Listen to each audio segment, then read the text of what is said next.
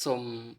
ជម្រាបសួរបាទពីចម្ងាយទៅដល់លោកតាលោកយាយអ៊ំពូមីងទាំងអស់គ្នាដែលចូលចិត្តវិស័យចិញ្ចឹមគោបាទហើយថ្ងៃនេះផងដែរត្រូវនឹងថ្ងៃអឺទី19ខែមិថុនាឆ្នាំ2025បាទអញ្ចឹងឱកាសពេលវេលាពេលព្រឹកថ្ងៃនេះផងដែរខ្ញុំក៏មកបង្ហាញជាមួយនឹងសកម្មភាពរបស់ខ្ញុំបាទជាកសិករជាអ្នកចិញ្ចឹមគោបាទដោយឡែកមួយរយៈកន្លងមកនេះខ្ញុំក៏មិនបានជាបង្ហាញបាទជាមួយនឹងវីដេអូជូនទៅដល់ពុកម៉ែបងប្អូនទាំងអស់គ្នាទេបាទអញ្ចឹងថ្ងៃនេះសូមបង្ហាញជាមួយនឹងសកម្មភាពដែលយើងបានមកធ្វើការឲ្យស៊ីនៅតាមវាលបាទហើយក្នុងនោះផងដែរដូចដែលបងប្អូនឃើញក្នុងរូបភាពផ្ទាល់គឺ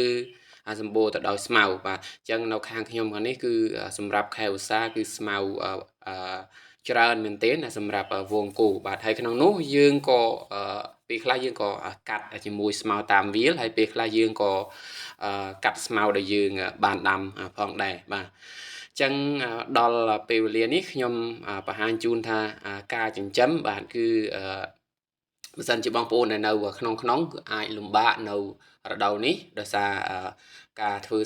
ស្រូវស្រែឬក៏ដំណាំបងប្អូននៅខាងក្នុងរឿងពិបាកតែសម្រាប់ខាងខ្ញុំខាងនេះគឺងាយស្រួលដោយសារមួយរយៈកន្លងមកនេះបាទតម្លៃដំឡូងវាធ្លាក់ទាបប្រជាកសិករយើងធ្វើទៅវាចំណាយច្រើនហើយបានផលតិចអញ្ចឹងគាត់ក៏កាត់បន្ថយពីការដាំបាទដំឡូងអញ្ចឹងហើយធ្វើឲ្យអំណោយផលទៅលើខ្ញុំជាអ្នកចិញ្ចឹមសត្វហើយបើសិនជាបងប្អូនជាពិសេសលោកតាលោកយាយអ៊ំពូមីងដែលចូលចិត្តវិស័យចិញ្ចឹមគោបងប្អូនអាចទស្សនាបានក៏ដូចជាចង់បានជាមួយនឹងមេគោយកទៅចិញ្ចឹមក្នុងតម្លៃសមរម្យខ្ញុំបាទពីក្រោយខ្ញុំបាទក៏មានលក់ដែរបាទដែលអាស័យដ្ឋានរបស់ខ្ញុំបាទស្ថិតក្នុងភូមិដងរែកឃុំបន្ទាយឆ្មាស្រុកថ្មពួកខេត្តបន្ទាយមានជ័យហើយគោរបស់យើងនេះសុទ្ធសឹងជាគោដែលស៊ីស្មៅធម្មជាតិបាទស្មៅច្រូតស្មៅកិនអីក៏ស៊ីទាំងអស់តែយើងមិនប្រើប្រាស់ជាមួយចំណីទេកាលណាដែលប្រើប្រាស់ជាមួយចំណីពេលដែលបងប្អូនទិញពីខ្ញុំទៅធ្វើឲ្យបងប្អូនលំបាកបាទដោយសារជីវភាពហើយមានបងប្អូនខ្លះគាត់ក៏ទូទាគាត់អាចមានលទ្ធភាពប្រើប្រាស់ចំណីតែជាទូទៅគឺកសិករយើងបាទឲ្យស៊ីតែស្មៅធម្មជាតិក៏ដូចជាច្បើងឬក៏ស្មៅដាំអីតែប៉ុណ្្នឹងឯងគឺដូចជាគោរបស់ខ្ញុំបាទផ្ទាល់តែម្ដងបាទងាយស្រួលបាទក្នុងការឲ្យស៊ីហើយ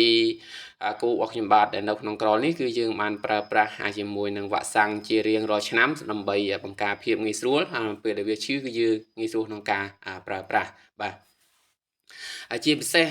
លោកតាលោកយាយដែលនៅតែស្រឡាញ់និងចូលចិត្តជាមួយនឹងការចិញ្ចឹមគោបងប្អូនអាចមើលបានបាទហើយខ្ញុំក៏មិនបានលម្អិតជាមួយនឹងរូបភាពណាមួយដើម្បីឲ្យបងប្អូនបានទស្សនាផ្ទាល់ភ្នែកទេដោយសារគោបាទខ្ញុំបលេងមកតាមវាលអញ្ចឹងធ្វើឲ្យពិបាកក្នុងការមើលអញ្ចឹងបើសិនជាបងប្អូនចាប់អារម្មណ៍ចង់បានជាមួយមេគោជាប់គោយកទៅចិញ្ចឹមឬក៏មេផើមស្រាប់បងប្អូនអាចតាក់ទងតាមលេខទូរស័ព្ទបាទ097 8978 097បាទសម្រាប់ប្រព័ន្ធ Telegram បាទគឺមានលេខដូចគ្នាបាទហើយបើសិនជាបងប្អូនបាទមានបញ្ហាឬក៏ចងល់ជួបជាមួយនឹងជំងឺបងប្អូនអាចមានលទ្ធភាពក្នុងការចាក់ខ្លួនឯងចង់ដឹងពីថ្នាំចាក់ខ្ញុំក៏រីករាយនឹងផ្ដល់បាទនៅបទពិសោធន៍ដែលខ្ញុំធ្លាប់ឆ្លងកាត់កន្លងមកជូនទៅដល់លោកតាលោកយាយអ៊ំពូមីងទាំងអស់គ្នាដែលចូលចិត្តក្នុងការចិញ្ចឹមគោក្នុងការមើលថែគោបាទហើយពេលដែលបងប្អូនចិញ្ចឹមគោបងប្អូនត្រូវតែបន្ថែមជូនជាមួយនឹងការយកចិត្តទុកដាក់បាទហើយខ្ញុំក៏បង្ហាញពីសកម្មភាពជូនទៅដល់ពុកម៉ែបងប្អូនបាទហើយមេគោមួយក្បាលនេះក៏មានបងប្អូនគាត់ពេញចិត្តយើងក៏ត្រូវរកគ្នាក៏ឡើងរួចរាល់ហើយខ្ញុំក៏បានបង្ហាញជាមួយនឹងសកម្មភាពផ្សេងតាក់ទងទៅនឹង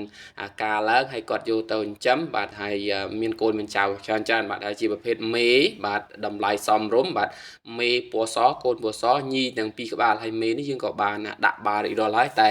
វាមិនសូវឡើងសាច់អញ្ចឹងសម្រាប់បងប្អូនអ្នកដែលចិញ្ចឹមគឺមានភាពងាយស្រួលហើយក្រោយពីឡើងហើយយើងក៏ដេញត្រឡប់មកផ្ទះវិញបាទហើយជាមួយនឹងក្រោលនេះខ្ញុំក៏បានកាត់ស្មៅរួចរាល់បាទឲ្យវាស៊ីនៅក្នុងស៊ុំនេះបាទអញ្ចឹងដូចដែលឃើញក្នុងសកម្មភាពអញ្ចឹងពេលត្រឡប់ពីវាលមកយើងក៏មានស្មៅឲ្យស៊ី នៅក្នុងស៊ុំរួចជាស្រេចបាទអញ្ចឹងជាមួយនឹងសកម្មភាពបង្ហាញជាមួយនឹងរូបគោនេះបាទសិនជាបងប្អូនបាទពេញចិត្តចង់បានជាមួយនឹង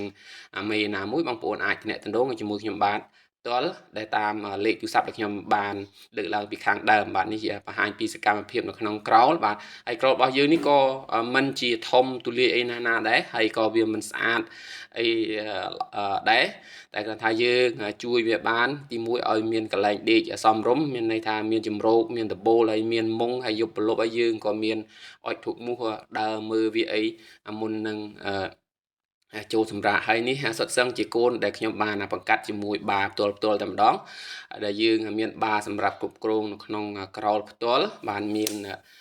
មេសម្រាប់បង្កាត់ក៏ដូចជាមេរបស់អ្នកភូមិដែលគាត់មានបញ្ហាសំទោសមេដែលរោឈ្មោលយើងក៏មានដាក់បាផងដែរបាទហើយយើងក៏ប្រើ